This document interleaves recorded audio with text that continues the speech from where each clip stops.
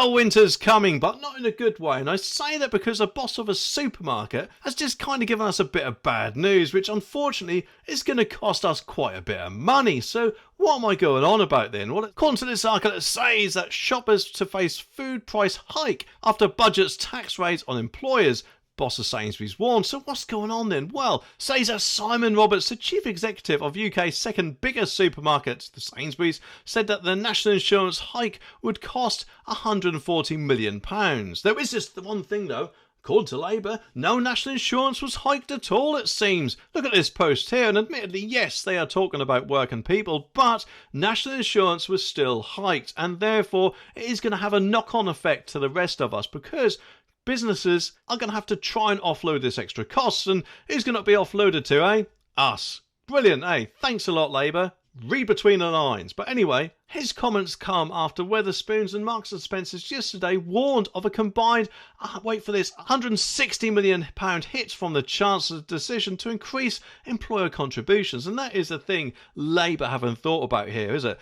Businesses, especially big businesses, Labour, do have quite a lot of employees, and therefore any costs that you increase, like employer national insurance or employer tax or whatever, is going to have quite a big dent in their profits. And no company likes having dents in their profits. So, welcome to P-taking price rises Mark II.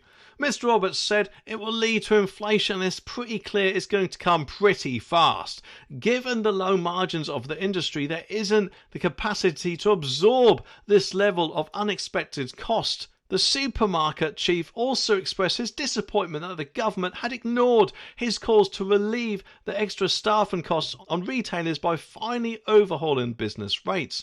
Retailers apparently, though, they will also face another increase in the property tax next year, whilst they wait for further details of a promised reform, which, let's face it, is more than likely going to get passed on to us as well. So not only are we going to have this extra cost now, but we're bound to have an extra cost next year, which we're also going to have to dip into our wallets yet again. And my wallet is actually giving me the virtual middle finger at the moment, because let's face it, it doesn't really look having its gonads kicked by Labour. But anyway, he added though, we came out in support of Make Work Pay, but on the basis there is a clear commitment on business rates reform, because it is not a fair tax on stores. Sainsbury's apparently pays £500 million a year on business rates, half of its £1 billion annual tax bill, and yesterday it posted a 4.7% rise in underlying profits to £356 million.